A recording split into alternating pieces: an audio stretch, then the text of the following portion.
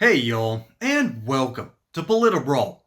My name is Brian, and Doug Burgum just runs circles around Kaitlan Collins, who is completely clueless on her own show. CNN really needs to rethink who's doing these interviews.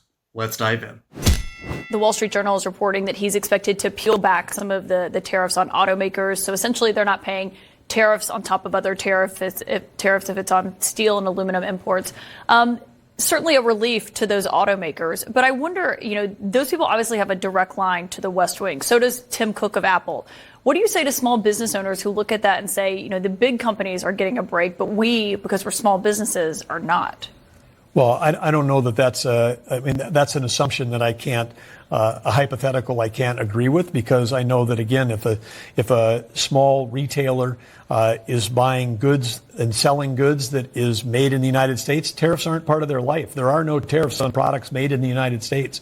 If you're a large retailer and you're getting a lot of your products made in China, yeah, you're going to have to deal with a different cost structure. But some small businesses get parts of products that they make from overseas and whatnot, and so the tariffs are affecting them. We've seen this with people who make strollers or bicycles, for example. Well, I think every American now, during COVID, they had their first understanding that supply chains matter and what countries they come from. And now, as we have this discussion about, and people starting to realize how unfair the trade balance has been, that they're starting to understand that maybe it would be a good thing that if we were actually making things in America, and that's a positive thing. Positive things for everybody, including small business on Main Street. Well, as a former businessman, I wonder, do you get calls from old friends and acquaintances asking for help with the president? Well, absolutely. I think that we, as someone who's been involved in business my whole life, we're hearing from a lot of different sectors. And of course, every sector depends on energy. President Trump has wisely kept energy out of all of these tariff discussions because he knows that both for us to be able to sell energy to our friends and allies, stop our adversaries from funding those wars against us, whether it's Russia funding their war against Ukraine or whether it's Iran funding 24 terror groups, all of them doing that. Because the Biden administration was like, we're going to shut down U.S. energy. We're going to buy our energy from our adversaries. That was a policy that is, any country that does not have their own energy security has no national security. President Trump is putting us back on a path where part of the core affordability of any industry is we've got to have low-cost energy in this country. And one way you do that is increase supply. And whether it's minerals, whether it's electricity, whether it's liquid fuels, we're on the path right now. And what has been accomplished in the first 100 days, permitting, taking 2-year permitting, bringing it down to 1 month, bringing back baseload electricity in this country. Yeah, we did see oil production at an all-time high under President Biden. He didn't tout it that often, but Secretary Burgum... Well, he did because of the permitting that happened under President Trump. I mean, the all-time record oil production under Biden was because of Trump. It was in spite of Biden. I was running a state that was a natural resources state, and we were fighting the federal government. Federal government wasn't even holding the legally required lease sales during the Biden administration. First president since Harry Truman was Biden that didn't hold those lease sales. So for them to take credit, that was all because... Well, they didn't take credit because it wasn't very popular with their voters. Secretary Burgum... Affordable electricity is popular with everyone, and America needs to make sure we don't lose the thing. I mean, take a look what's happening in Europe right now with this 60 million people in a brownout blackout. We came very close to that happening in America because the Biden administration policy so dangerously eroded baseload in favor of having unreliable intermittent sources. And so we're just fortunate that we're not where Europe is right now, and we don't want to go there. Germany spent $500 billion to go chase a green path. And they ended up with electricity that cost 3 times as much, and they're producing 20% less. Classic clueless Kaitlan. Seriously, this is the best CNN has to offer their viewers. And their viewers, for some reason, like this. And I've spoken ad nauseum about how ridiculous and how brainless and ultimately just brain-rotted rich white liberals have become in this country. But seriously, Doug Burgum just answered every single question perfectly. Okay, the last 2 big ones, the ones about, Joe Biden actually had a record amount of energy production. Yeah, he also refused to open up new leases and sell them to companies who wanted to dig new wells. Okay? And he knows this firsthand. He was the governor of North Dakota. North Dakota is where the shale oil fields have currently just made the area go gangbusters. But I was an interpretive ranger in the summer of 2017. And that area used to be a dark sky park, but it lost its designation because there's so much oil drilling that it's created just enough light pollution for them to lose that designation. And so that whole area up there has just gone gangbusters around Dickinson, North Dakota. And yes, North Dakota actually does exist. If you get that joke, you're awesome. But Doug Burgum knows what he's doing here because that state was leading the charge in another oil boom that rivaled the Cambrian. I think it's the Cambrian Basin down in Texas. That's why Texas has so much oil.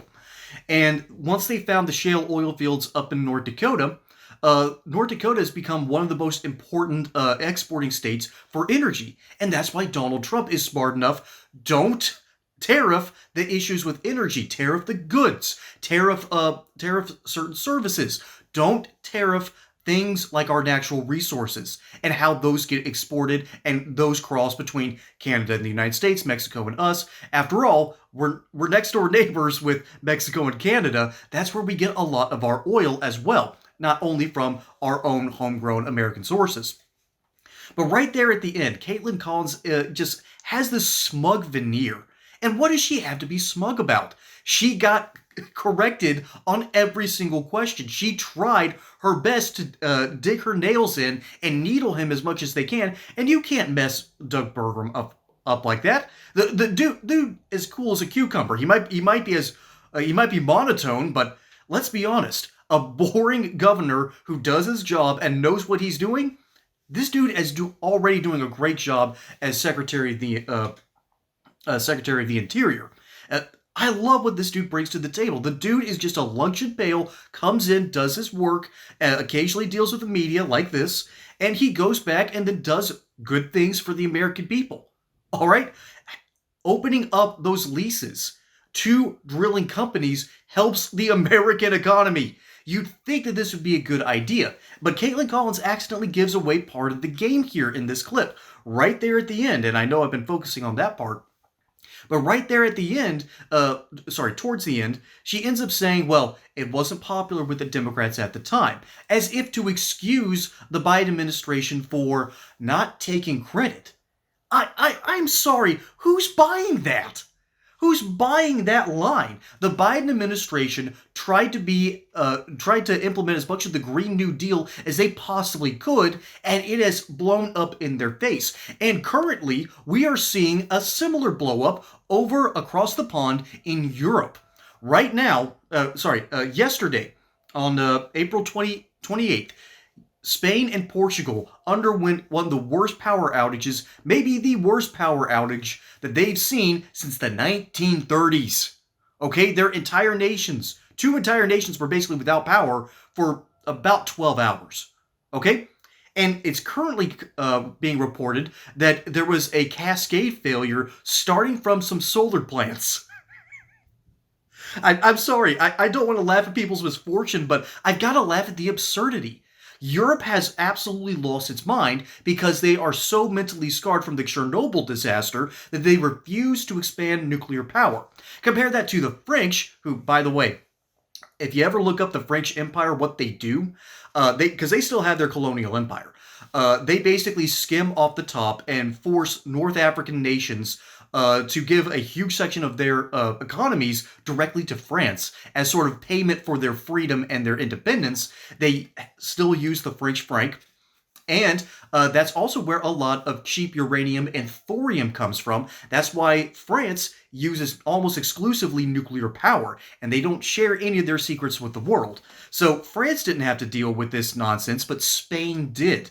And Spain's not exactly one of the greatest countries that you want to compare yourself to because they are massively in debt. I think their debt to GDP ratio is 4-1. It's awful over there. The whole thing is a house of cards, and I'm shocked that it hasn't collapsed. Well, maybe this is a wake-up call, and it's a reminder that the Republican ideal of drill, baby, drill is actually a good thing, because it turns out time and time again that fossil fuels ends up working. Okay? It works.